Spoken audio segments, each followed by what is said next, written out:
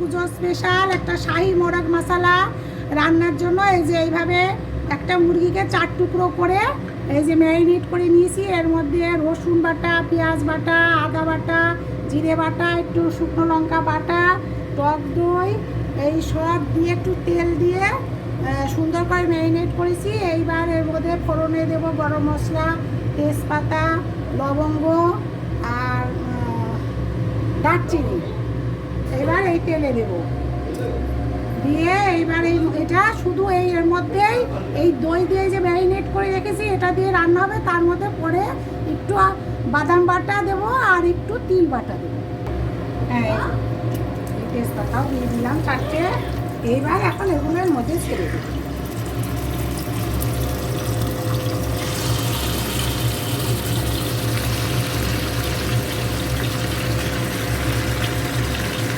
আগে সুন্দর করে একটু ভাজা ভাজা করে নেব, ঢাকা দিয়ে দিয়ে ভাজা ভাজা করব। পরে আমাদের এই যে মাখার যে মশলাগুলো এগুলো করে দেবো।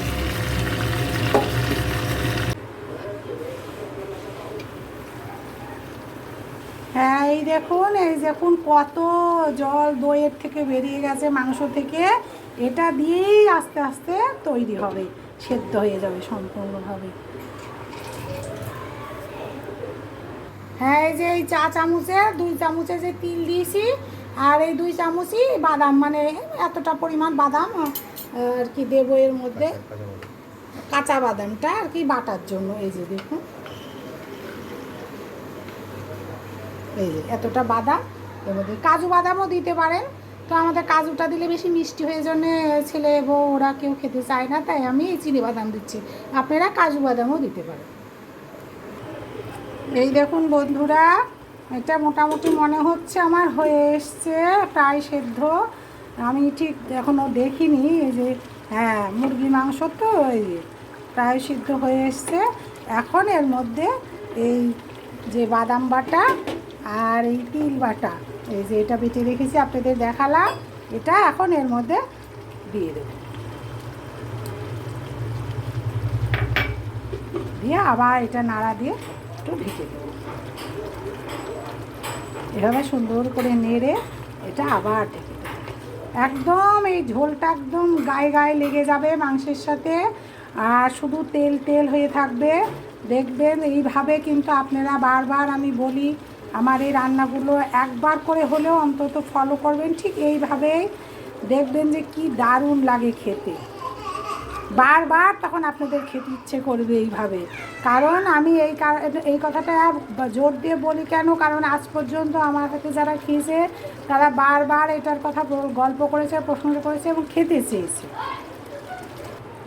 হ্যাঁ, এই দেখুন বন্ধুরা, এটা আর একটু হবে। এটা তাপ সবসময় মিডিয়ামে রাখবেন, রেখে এরকমভাবে আস্তে আস্তে, এর মধ্যে কিন্তু কোনো জল ব্যবহার হবে না, শুধু এই সমস্ত মশলা দিয়ে দই দিয়ে এটা জাস্ট সেদ্ধ হয়ে যাবে। এটা এখন এই ঢেকে রেখে দিব, আর একটু হবে, সাথে থাকুন আমার। হ্যাঁ, এই যে আমার এই শাহি চিকেন মশলা একদম এই দেখুন কমপ্লিট। এই যে এটা হচ্ছে লেগ পিস, এই যে দেখুন এইভাবে আপনারা রান্না করবেন। এটা হচ্ছে সেই বুকের ওটা, এই যে দুটো রান্না করেছি। এইভাবেই আপনারা এই শাহি চিকেন মশলা করে খাবেন। আর রেসিপি তো আপনাদেরকে আগেই দেখিয়ে দিয়েছি। আজকে একটু পুজোর ঠাকুর দেখতে তাড়াহুড়ো, তো তাই তাড়াহুড়ো করে নামিয়ে ফেলেছি, নামিয়ে আপনাদেরকে দেখিয়ে দিচ্ছি। আর একবার হলো আপনাদের কাছে আমার অনুরোধ, এইভাবেই রান্না করে খাবেন আর আমাকে কমেন্ট করে জানাবেন যে কেমন হলো। যদি ভালো লাগে অবশ্যই ফলো করবেন, লাইক শেয়ার করবেন, কমেন্ট করবেন। যদি মীরা রসুই ঘর থেকে ফেসবুক থেকে দেখেন, আর যদি ইউটিউব থেকে দেখেন তাহলে মঞ্জুরি ঘর চ্যানেলে যে সাবস্ক্রাইব করবেন, লাইক শেয়ার করবেন, কমেন্ট করবেন আর আমার সাথে থাকবেন। আগামীকাল আমি আবার যাতে নতুন কোনো রান্না নিয়ে আসতে পারি। এই যে দেখুন, ঠিক এইভাবেই করবেন, এইভাবে। এটা কিন্তু কোনো জল দেওয়া নেই, আপনারা তো দেখেছেন, শুধু এই এতে মানে সম্পূর্ণ দইয়ের ইয়েতে আর মাংসের জলে এটা সেদ্ধ হয়েছে। আর একদম ঠিক এই যে এরকমই হবে, দেখেছেন, এমন কিছু তেলও দিইনি, কিছুই না, এমন কোনো মশলা না। আপনারা এইভাবেই করে খাবেন, এটা আমার অনুরোধ। এই আজকের মতো টাটা, বাই বাই।